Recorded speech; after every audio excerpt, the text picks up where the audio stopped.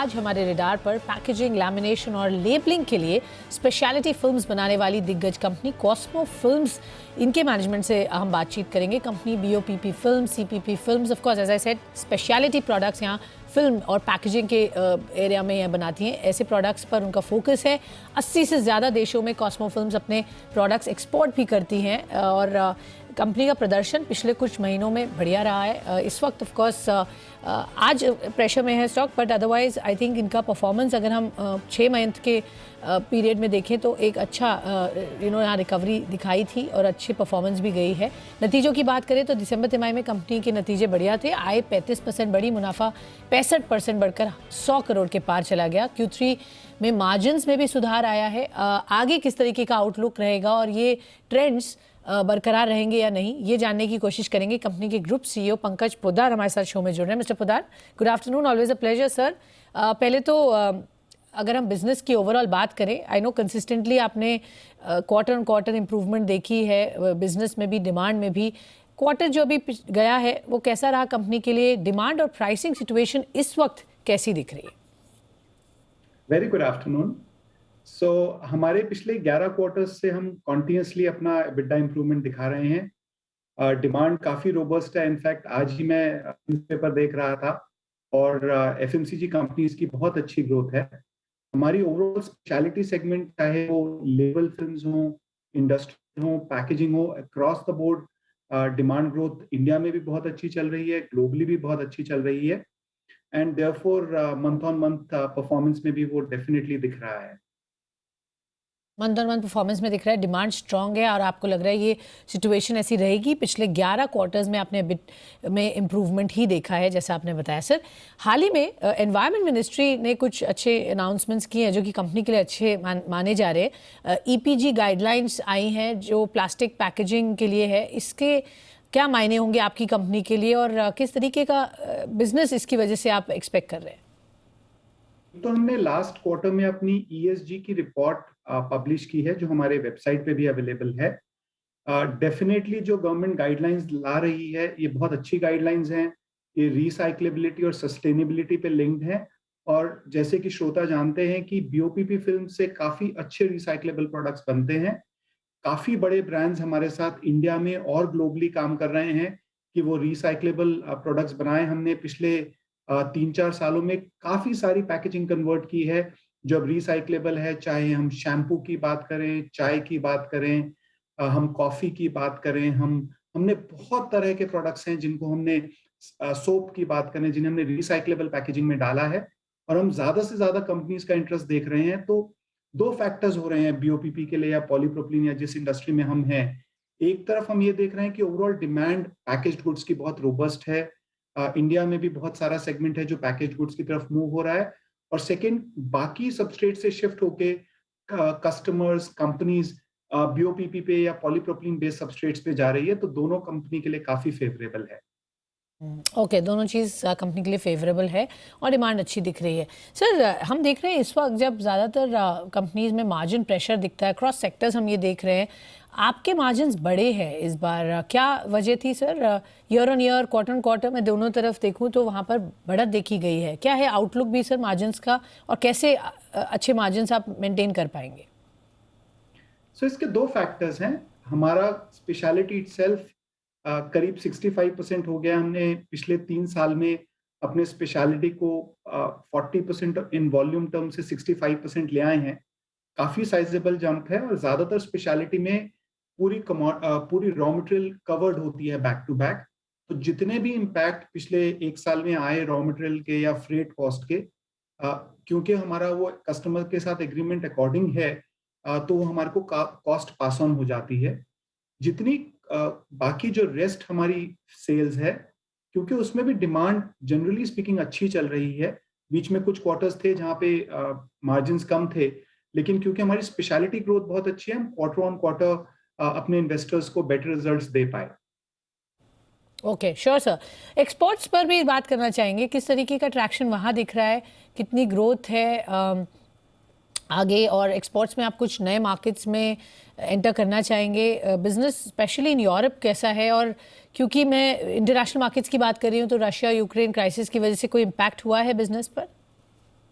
देखिए, हमारे लिए सबसे ज्यादा फेवरेबल मार्केट रही है यूएस। अगर हम याद करें 3-4 साल पहले हमारे यूएस में काफी मेजर लॉसेस थे।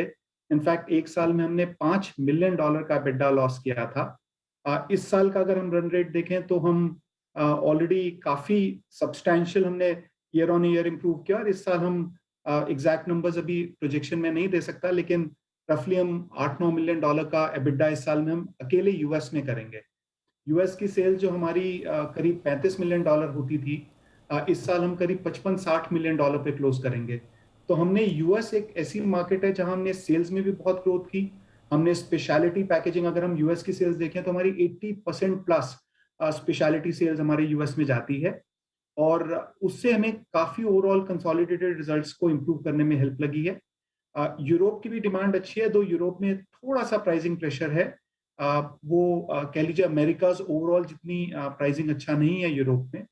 डेफिनेटली फ्रेट कॉस्ट हर्ट कर रहा है ओवरऑल, सारी कंपनीज को कर रहा है एक्सपोर्ट फ्रेट। लेकिन क्योंकि हमारा स्पेशलिटी सेगमेंट ज्यादा है, एक्सपोर्ट में हम करीब 80-90% सिर्फ स्पेशलिटी करते हैं, और उस सेगमेंट में हमारी फ्रेट कॉस्ट और रॉ मटेरियल कॉस्ट या एक्सचेंज कस्टमर्स के साथ बैक टू बैक रहती है।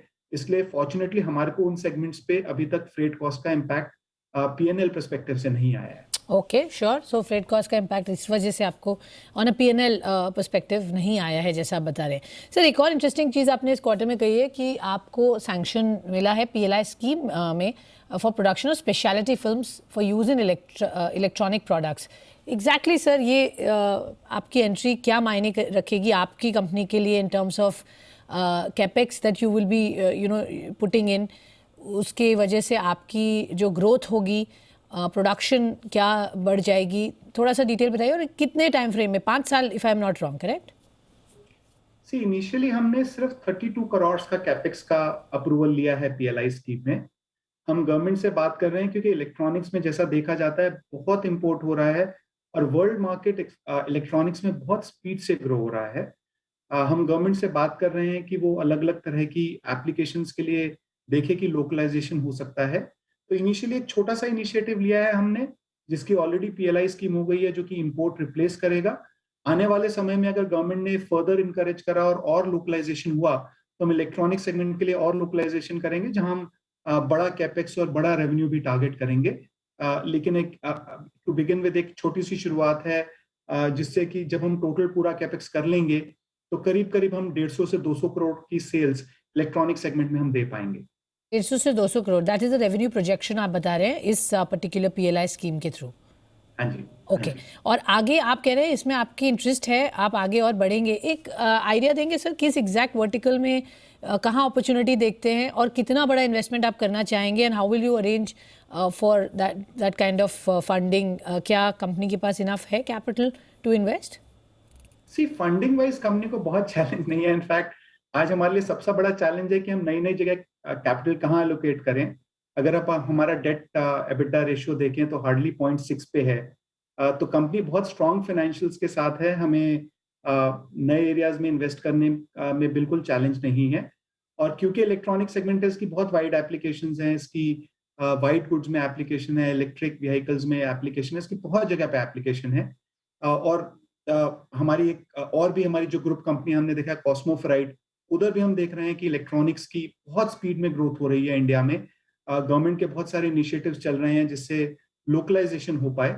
तो हमें लगता है कि इलेक्ट्रॉनिक सेगमेंट भी एक और बहुत अच्छा सेगमेंट है। Okay. अगर आपने पास्ट में भी देखा, हम ऑलरेडी वर्ल्ड के लार्जेस्ट प्लेयर बन गए हैं इंडस्ट्रियल एप्लीकेशंस के। Sure. तो हमारा फिल्म सेगमेंट में भी बहुत फोकस रहता है कि कैसे हम इन निश एप्लीकेशंस में सप्लाई कर सकें। Okay. Being a part of specialty. Okay, तो काफ़ी कुछ एरियाज हैं जहां आपको लगता है कि पॉसिबिलिटी है एंटर करने की, और आप बिल्कुल उसको रूल आउट नहीं कर रहे हैं, वहाँ पर एंटर करने की अपॉर्चुनिटी देख रहे हैं। तो ये इंटरेस्टिंग एरिया रहेगा सर पीएलआई में पार्टिसिपेट करने का। एक छोटे रूप में तो आप एंटर कर ही रहे हैं सर। मैं आपसे ये जानना चाहूँगी, जो जिगलीज पायलट प्रोजेक्ट की बात हुई है, वो वहाँ पर हमने देखा कि बेटर देन एक्सपेक्टेड रिजल्ट्स रहे, जो फोकास्ट की थी उससे बेहतर हुआ, और आप अब digital first omni business channel model आप सेटअप करने वाले हैं। उसके बारे में थोड़ा सा हमें डिटेल्स देंगे सर, एग्जैक्टली क्या प्लान्स हैं रिगार्डिंग जिगली? सो जिगली में हमारे मल्टीपल बिजनेस मॉडल्स हैं। ओमनी चैनल बिजनेस है, डिजिटल फर्स्ट है। हमने जो डिजिटल वेब फर्स्ट में सबसे पहले वेबसाइट स्टार्ट की थी, उसमें अलग अलग इम्प्रूवमेंट्स हम रेगुलर बेसिस पे कर रहे हैं। वेबसाइट पे हम काफी तरह के सर्विसेज दे रहे हैं। हम वेटनरी सर्विस दे रहे हैं, हम आने वाले टाइम में डायग्नोस्टिक सर्विस देंगे, हम ट्रेनिंग सर्विस दे रहे हैं और हम प्रोडक्ट सेल्स कर रहे हैं। जितनी भी सर्विसेज है वो मार्केट प्लेस मॉडल पे हैं, जबकि प्रोडक्ट सेल हमारे स्टॉक एंड सेल मॉडल पे हैं। सिमिलरली हमने रिटेल में हमने पहला स्टोर खोला था। पहला स्टोर की काफी आउटस्टैंडिंग सक्सेस है और इसलिए हमने अगले साल के लिए डिसाइड किया कि अगले 12-13 महीने में हम कम से कम 15-16 नए स्टोर और खोलने वाले हैं। और हमारा 5 साल का प्लान है कि करीब हम 150 स्टोर्स जिगली के अंडर हम खोलना चाहेंगे। तो पायलट स्टोर की बहुत अच्छी लॉन्च रही है, काफी कस्टमर्स ने अप्रिशिएट किया है। ऑलरेडी 2000 प्लस हमारे कस्टमर्स बन चुके हैं जिन्होंने काफी पॉजिटिव फीडबैक हमारे को दिया है। वेबसाइट पे अभी भी कॉन्टिन्यूस इंप्रूवमेंट हो रहा है, नई नई सर्विसेज हम लॉन्च करते जा रहे हैं और हम ऐप को भी 31 मार्च के आसपास तक हम ऐप भी लॉन्च कर देंगे। अभी उसका बीटा टेस्टिंग वगैरह चल रहा है।